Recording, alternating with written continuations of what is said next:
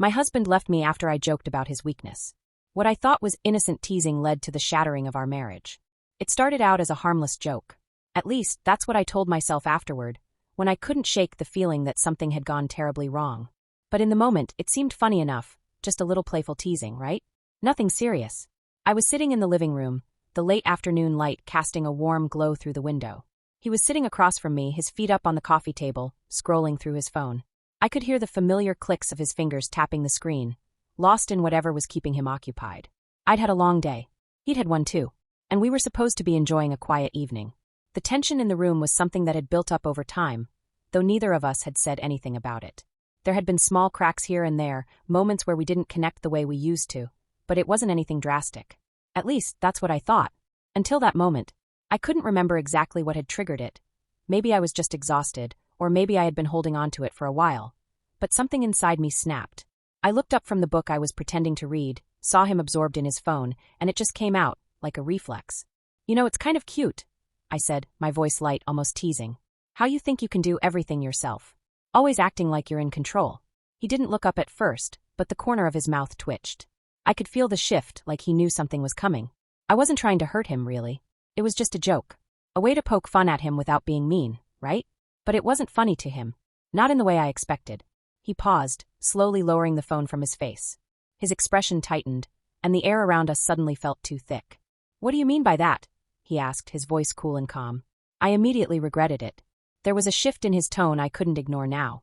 Maybe I should have stopped there, but my mouth kept moving before I could stop it. "Well, it's just, you're always so determined to fix everything yourself. It's almost like you're afraid to ask for help, like admitting you can't do it all would somehow make you less of a man." The words hit the air with a finality I wasn't prepared for. There was a quiet, charged moment, and then he stood up. I didn't know how to react at first. I assumed he would laugh it off, or at least give me that half-smile he always did when I teased him. But no. His eyes were cold now, distant. And before I could open my mouth again, he turned toward the door. "Are you serious?" he asked, his voice barely a whisper, as if he couldn't believe what he was hearing. "Are you really going to talk to me like that?" I didn't understand what was happening. This wasn't how it was supposed to go. My heart started pounding in my chest, and the room felt smaller with every second. "I didn't mean it like that," I said quickly, standing up too. "It was just a joke. You know how I joke. Come on, don't be like this." But his hand was already on the door handle. He looked back at me, his face unreadable now. The playful tone was gone, replaced by something else, something I couldn't quite place. "No, you don't get it," he said, his words clipped. "I don't know who you think I am, but I'm not someone you can just poke fun at like that. Not anymore." My stomach sank, the weight of his words hitting me harder than I expected. This wasn't about the joke. Not really. I realized too late that something deeper had been brewing, something that neither of us had addressed. He stepped outside, slamming the door behind him. I stood there, frozen, staring at the door. I didn't chase after him, though part of me wanted to.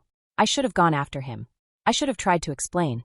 But instead, I just stood there, listening to the quiet hum of the house, the empty space between us expanding with each passing second. I didn't hear from him for hours. The texts, the calls, the messages I left, all went unanswered. I spent the night in a daze, trying to convince myself it wasn't as bad as it seemed. But deep down I knew. I had pushed him too far. Maybe it wasn't just the joke. Maybe it was everything that had led up to that moment. All the little cracks we had ignored, pretending they didn't matter. The next morning, I woke up with a sinking feeling in my stomach. He still wasn't home. I got up, made coffee like I usually did, and sat by the window, watching the world go by. But everything felt off. The silence was heavy, suffocating. I tried to push the thoughts from my mind, but they kept coming back. Had I really just lost him over something so stupid? Was this it? The end of everything we had? I couldn't stop thinking about what had happened. The words we never said, the things we never addressed, the small things we ignored that eventually grew into something unmanageable. I had always thought we were stronger than that. But maybe I was wrong. The doorbell rang, cutting through the silence. I wasn't sure who I was expecting. Maybe someone to tell me I was overreacting, maybe someone with a good explanation for everything. When I opened the door, it wasn't what I expected at all. I couldn't even get a word out before he spoke. "I need to talk to you," he said, his voice quiet yet firm. But there was something in his eyes that made my heart race. I wasn't sure what was coming next, but I had a feeling I wasn't going to like it. I stood there, frozen for a moment, staring at him. It wasn't the usual warm smile or even the familiar, soft tone I was used to. His face was unreadable, but the weight of whatever he was about to say hung in the air between us like a storm cloud. "I don't think I'm the person you think I am," he said, stepping inside without waiting for an invitation. I stepped back instinctively, unsure of what to do. There was a coldness in his voice that I hadn't heard before. It felt almost like a stranger standing in front of me, not the person I'd spent years with. I closed the door behind him, but the action felt mechanical, like I was on autopilot. My heart was beating hard in my chest, each thud echoing in the silence that followed his words. "What do you mean?" I asked, trying to keep my voice steady. I didn't know what to expect, but it was hard to stay calm when everything about him seemed different now. He wasn't the man I had shared jokes with, the man who used to laugh off my teasing. He wasn't the person I'd spent the last few years with. He ran a hand through his hair, his eyes avoiding mine as he paced slightly. It was almost like he was gathering his thoughts, but at the same time, I could see the frustration building in his posture. "You don't get it, do you?" he said, turning to face me. "You think it's just a joke. You think I'm the guy who can take anything, laugh it off, and keep going. But I'm not that guy. I'm not this joke you can just make fun of without any consequence." I took a step toward him, the tension thickening with each word. "It wasn't like that. I wasn't trying to." "No," he interrupted, his voice sharp. "You were. You were trying to make me feel small. You don't even see it, do you?" He was pacing again, and I felt myself retreating further into the corner of the room, my breath shallow. I've been holding on to things, thinking it was fine. But it's not. Not anymore. I opened my mouth to speak, but no words came out. I was panicking, trying to make sense of the situation, but it felt like everything I said only made things worse. How had a simple joke turned into something so serious? He stopped pacing, his eyes locking onto mine, and I could see the pain in them, though it wasn't directed at me in the way I thought it was. "You've been pushing me away for a while now, whether you realize it or not. This wasn't just about yesterday or even last week. It's been months, maybe even years of things building up." "Months," I said, barely able to process the words. "What do you mean? We've been fine. We've been okay." He shook his head slowly, the frustration turning into something deeper, something that felt like hurt. "I've been walking on eggshells, trying not to rock the boat, trying to keep everything smooth between us. But you don't see it. I can't keep pretending it's okay when it's not. When we're not okay." I blinked, trying to make sense of the confusion swirling in my mind. "I didn't know you felt like this," I whispered. The words tasted bitter on my tongue, like a truth I should have known but had ignored. He let out a breath, running a hand through his hair again. "That's the problem. You don't know. You never stopped to ask. You just kept doing what you wanted, assuming everything would stay the same." It was as if a fog was lifting, revealing the cracks I had ignored. The silence between us had been filled with unspoken resentment, and now it was spilling over, flooding the room with emotions neither of us were ready to deal with. "I thought we were fine," I said quietly, almost to myself, but he heard me. He took a step toward me, his voice low but intense. "No, you didn't. You thought you could make little jokes, assume I'd be fine with it. But I'm not. I'm done pretending." His eyes searched mine like he was waiting for some kind of reaction, some kind of understanding. But all I could feel was a sinking, spiraling sensation in my stomach. It felt like the walls were closing in. The room, once so familiar, was now too small, too suffocating. My mind was racing, trying to find the right words, but all I could do was feel the distance growing between us. "Are you saying you're done with us?" I barely managed to ask. The question came out small, almost like I wasn't sure I wanted the answer. His face softened, just for a moment. There was a flicker of something behind his eyes, but then it was gone, replaced by that cold, final look. "I don't know. But I can't keep pretending I don't feel like I'm just a punching bag. Like I'm some kind of joke for you to laugh at when you're frustrated." I wanted to argue, to tell him that wasn't what I meant at all, that I never saw him that way. But the truth was I hadn't been listening. I hadn't been seeing him for who he was. I hadn't been paying attention to the things he needed from me. "I'm sorry," I said, the words tasting like ash. I reached out, but he stepped back, shaking his head. "It's not just about being sorry," he said, his voice hollow. "It's about everything else. The little things, the constant dismissing of who I am. I can't keep being your emotional punching bag, and I can't keep pretending I'm okay with being treated like this." I felt the tears welling up in my eyes, but I couldn't bring myself to cry. The sting was too sharp, too fresh. I had made a joke, but the reality was this wasn't about a joke.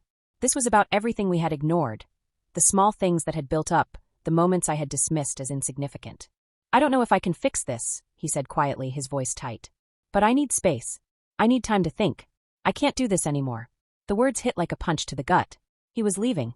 I knew it now, knew that whatever this was, we were standing at the edge of something, and neither of us knew if we'd be able to step back. He turned to the door, not waiting for me to say anything else. The finality in his movements hit me like a slap. He didn't even look back. And as the door clicked shut behind him, I was left standing in the emptiness. The silence felt louder than ever, and the weight of everything I had failed to see came crashing down on me. The silence in the house was suffocating, louder than any argument, more painful than any words I could have spoken.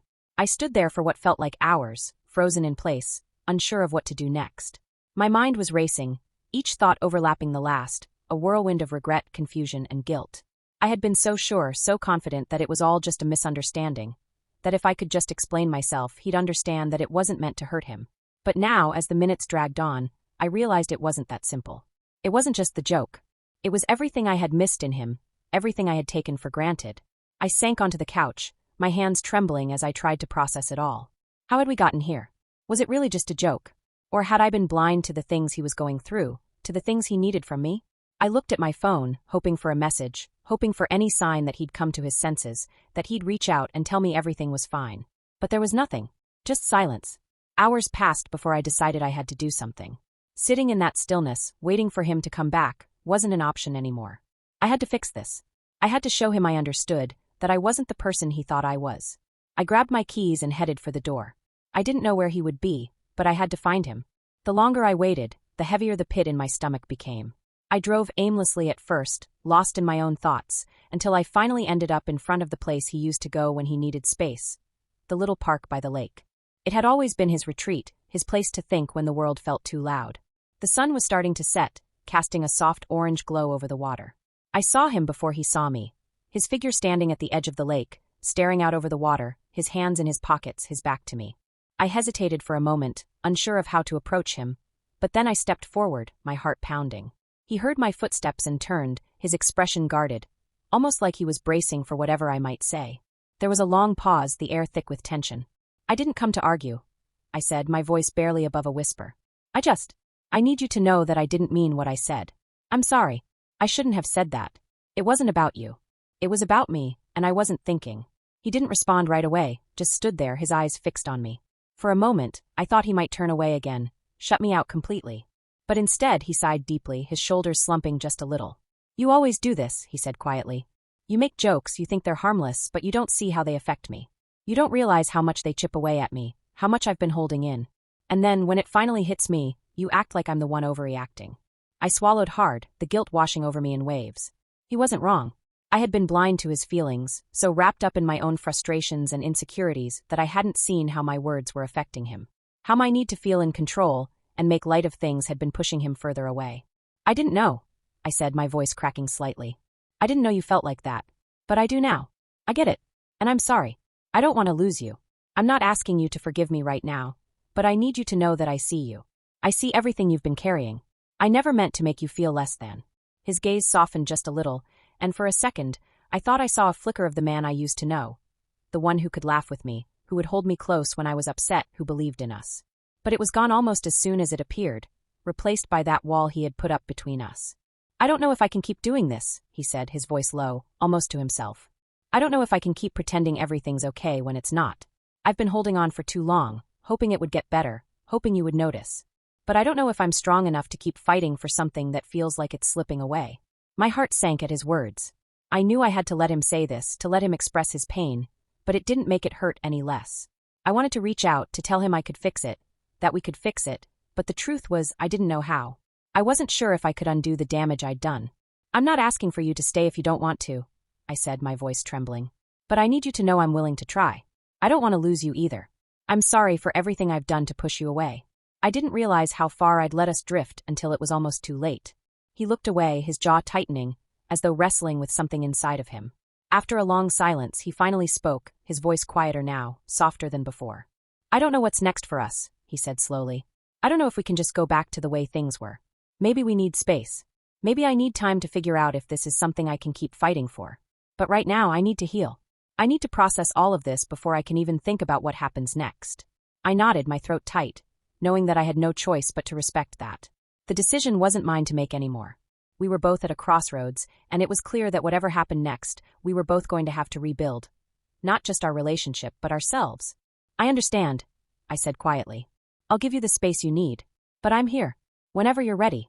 I'm here." He gave me a small, almost imperceptible nod, and then turned back to the water, his gaze lost in the horizon.